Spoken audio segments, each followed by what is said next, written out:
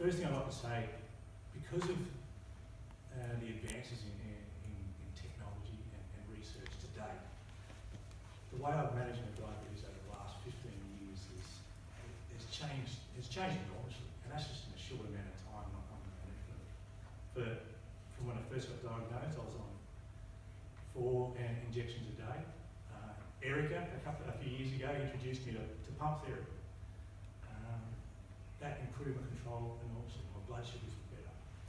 Most recently, over the last 12 months, I've been trialling the continuous glucose monitoring system, and my knowledge of my blood sugars has improved because of that. So, and to the point where, just in management systems, my blood sugar control is better now than it's ever been before. That's research. That's research at work. Because of these systems that have been developed, diabetes, while there are some inconveniences, it's certainly not a burden. It's not something we should be scared about. I think there's too much fear of diabetes in the community, and that's not healthy. 4 or 5 years ago, when I met Erica, where I was at in my life is, I was living with diabetes, but I didn't feel like there was much I could do about it. There is. I'm not the guy who can make the medical breakthroughs, but what I can do is support the people that can. That's my little bit that I can do. I choose not to be a victim of diabetes. I choose to be proactive and support these people who are working so hard and so cleverly to make my life better. And for me, this is where diabetes research WA comes in. As I said, 4 or 5 years ago, I felt at the mercy of the system, the mercy of. I just had to take. I was just doing what I was told. I couldn't be proactive. Through Diabetes Research WA, I feel like I am being proactive in making a better future for people with diabetes. Why Diabetes Research WA? Basically, I like what they do. I really like what they do. They're small, which means they've got low overheads. So any money and support we give them, it doesn't go into a big corporation. It goes where it's needed. And the project list that Cheryl put up before shows where the money's going. So it's going to the right place. They're local. The big thing for me is they're supporting local researchers. The money we supply, the support we give, goes to WA researchers, not to the States. We've got really good people here. We've got really good facilities here. And this group supports them. We're being local. We've got good local people, and why shouldn't we?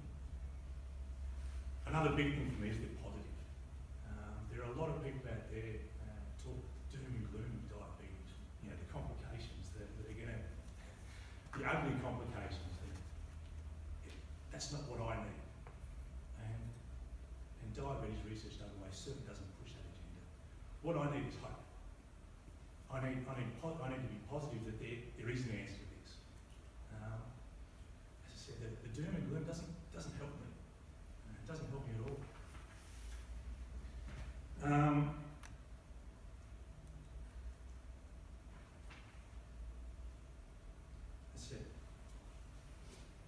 As I said earlier, where it stands at the moment, diabetes doesn't hold me back in doing anything I want.